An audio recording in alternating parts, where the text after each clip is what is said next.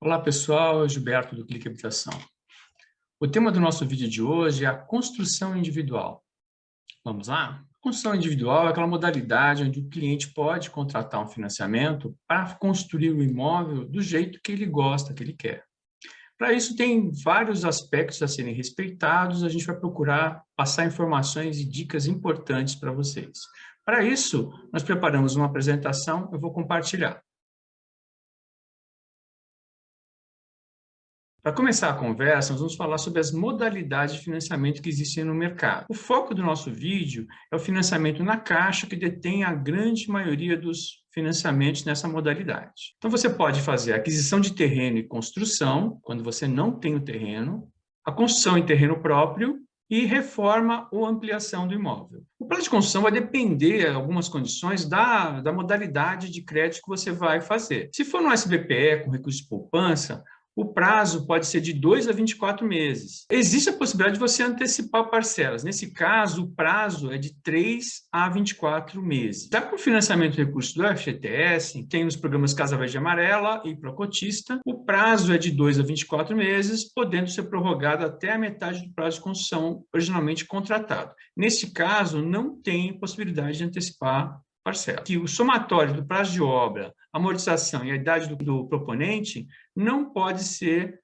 superior a 80 anos e 6 meses. Antes de a gente falar sobre os encargos, é importante, quem vai utilizar essa modalidade, ou qualquer modalidade, mesmo na aquisição, o primeiro passo é você simular as condições de financiamento no site da Caixa, ou do banco onde você vai fazer, e verificar as condições em que você pode financiar. Qual o valor da entrada que vai ser necessário, o valor aproximado da parcela, para você poder fazer o planejamento do financiamento. Então, os encargos, é importante falar sobre isso, que existem diferenças na fase de construção e na fase de amortização do financiamento. Então, na fase de construção, você vai pagar a atualização monetária pela TR, porque nessa modalidade não é permitido PCA como indexador, os juros sobre as parcelas liberadas, a taxa de administração quando houver e os prêmios de seguro. Na fase de amortização, ou seja, quando a obra está concluída, o encargo mensal é composto da prestação, que é amortização e juros, o seguro habitacional obrigatório, DFI e MIP, e a taxa de administração quando cabível. Quando você vai fazer o financiamento, existem alguns documentos básicos requeridos para poder o banco analisar a proposta de financiamento para a construção. Vamos ver quais são. A certidão de matrícula do imóvel, atualizada. O projeto legal, aquele que você vai encaminhar para a prefeitura para aprovação. O ideal é que você já tenha protocolado esse projeto na prefeitura. Ele não vai precisar apresentar anotação, registro e termo de responsabilidade técnica do engenheiro, arquiteto ou técnico de edificação responsável pelo projeto e pela execução. Não precisa necessariamente ser o mesmo profissional, mas todos os projetos têm que estar com a documentação registrada devidamente. E o alvará ou licença de construção, que é elaborado pela prefeitura, ou seja, para iniciar a obra e a liberação de parcelas é necessário ter esse alvará emitido pela prefeitura local. Agora, os itens financiáveis. Todos os serviços necessários para a construção de imóvel. Sistema de coleta e armazenamento de águas pluviais, sistema de reuso de água, sistema de aquecimento solar, sistema de geração de energia renovável, dispositivos economizadores de energia, piscina, quiosque e churrasqueira. No SBPE, com recurso de poupança, existem outros itens que o proponente pode financiar. Telhado verde, ofurô, pergolato, parquinho, paisagismo, instalações de ar-condicionado, elevador, sistemas residenciais automatizados, fechaduras inteligentes, sistemas de monitoramento e segurança. Quais são as condições mínimas para aceitar o imóvel como garantia? Vamos dar uma olhadinha? Condições do terreno. Ele tem que ser urbano, deve possuir certidão individualizada e atualizada de inteiro teor da matrícula, não pode ter ônus, não pode estar com dívidas, atrasos, IPTU ou qualquer pendência no terreno. Se for na modalidade de construção em terreno próprio ou reforma e ampliação, deve estar em nome de todos os proponentes que vão participar do financiamento. Ou seja, se você tem um terreno que está só no seu nome e atualmente você está casado e vai querer incluir a sua esposa no financiamento, vai ter que regularizar essa questão antes de fazer a proposta de financiamento. Se a modalidade for de aquisição de terreno e construção, a propriedade tem que estar em nome de terceiros, ou seja, se está no teu nome, não tem condição de financiar a aquisição do terreno. Com relação à infraestrutura básica, o local tem que ter solução de abastecimento de água potável, solução de esgotamento sanitário, fornecimento de energia elétrica, iluminação pública e via de acesso para o terreno. O acesso, o abastecimento de água potável, o fornecimento de energia elétrica e iluminação pública já devem estar disponíveis quando a apresentação do projeto. Vamos falar agora dos aspectos construtivos. O lote deverá apresentar a solução de drenagem que evite o acúmulo de água da chuva. O nível interno do imóvel deve estar acima do nível externo, para evitar alagamentos. Os tetos dos cômodos internos devem estar providos de forro ou laje. Todas as paredes internas e externas devem estar revestidas. É desejável que o muro de divisa tenha revestimento. E no caso da construção ser feita em divisa, é obrigatório esse revestimento. Portas ou janelas em todas as aberturas de quartos, banheiros e vãos externos. É vedado o uso de elementos vazados de concreto ou cerâmica em substituição à esquadria. A cobertura do imóvel deve ser composta de telhas cerâmicas de concreto ou de material com desempenho igual ou superior a essas soluções. A medição de energia elétrica deve ser individualizada. A medição de água também individualizada. E a de gás, de acordo com as exigências das respectivas concessionárias ou a prefeitura local.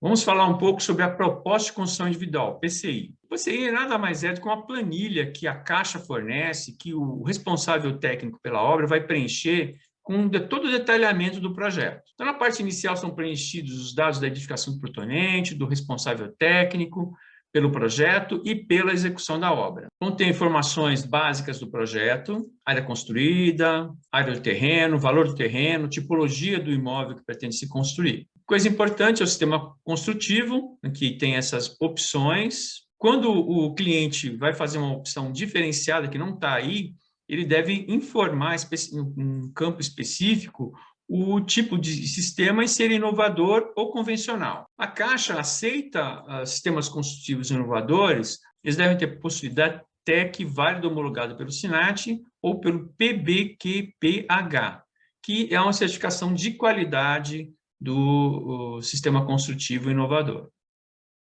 O melhor descritivo relaciona todos os itens que vão ser utilizados na construção, acabamentos, instalações, esquadrias e assim por diante. No campo de visão interna, devem ser informados a questão de quantidade de quartos e cômodos do imóvel. E o campo outros, especificar algum detalhamento do tipo de acabamento, de instalações que são diferenciadas. O orçamento ele deve ser proposto com valor suficiente para a conclusão da obra e não deve fazer distinção entre os recursos financiados e os próprios do proponente. Os custos são preenchidos na coluna valores propostos. São sugeridos percentuais de incidência de cada macroitem com referência em obra. Todos os itens necessários devem ser incluídos no orçamento. Os custos com serviços adicionais, como fundações, aterros, contenções, piscinas, equipamentos, vão ser identificados nesses serviços adicionais. Se o responsável técnico vai fazer percentuais de incidência do orçamento diferentes do propostos na planilha, ele vai justificar nesse campo específico aí, dessa parte da planilha.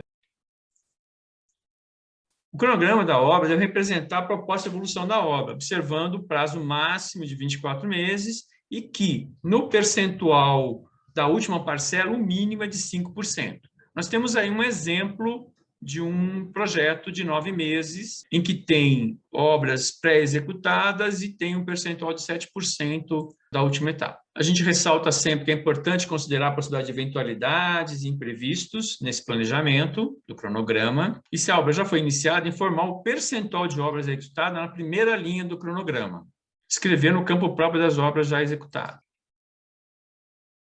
Apresentado o projeto, a área de engenharia do banco, um engenheiro credenciado ou um arquiteto credenciado, vão analisar o projeto para verificar a viabilidade. de concessão do financiamento. Essa viabilidade depende diretamente da relação entre o custo da produção e o valor da variação. Na análise da Caixa, o custo total proposto, o valor do terreno mais a construção, será comparado com o valor de mercado previsto para o imóvel depois de pronto.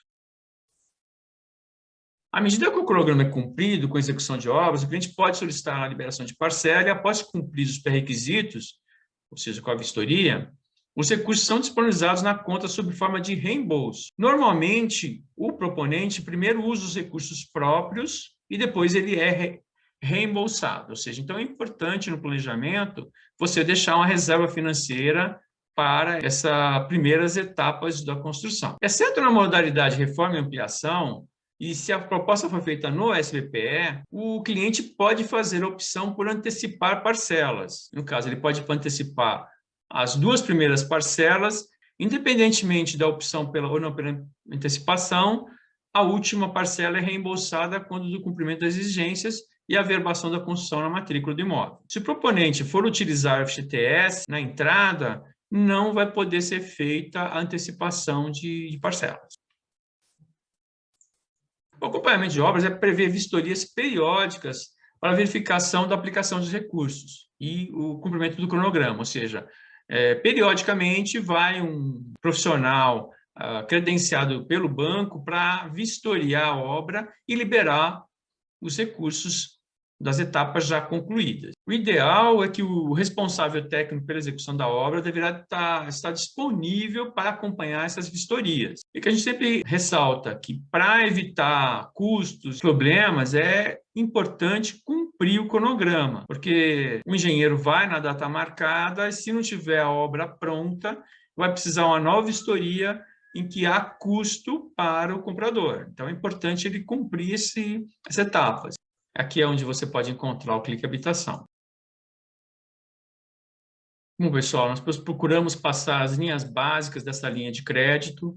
É importante a gente ressaltar o planejamento financeiro, tanto na simulação do financiamento, para verificar o quanto que você vai precisar de recursos próprios, bem como o planejamento de compras. Você vai ter que assim, ter um entrosamento muito bacana com o responsável técnico da obra, para verificar a ordem de compra de materiais, para evitar de você, de repente, comprar uma coisa que só vai usar no final da obra. Outra coisa importante é a questão da onde você vai armazenar esse material, tanto para a questão de deteriorização, como de eventuais roubos, que é muito comum em obras.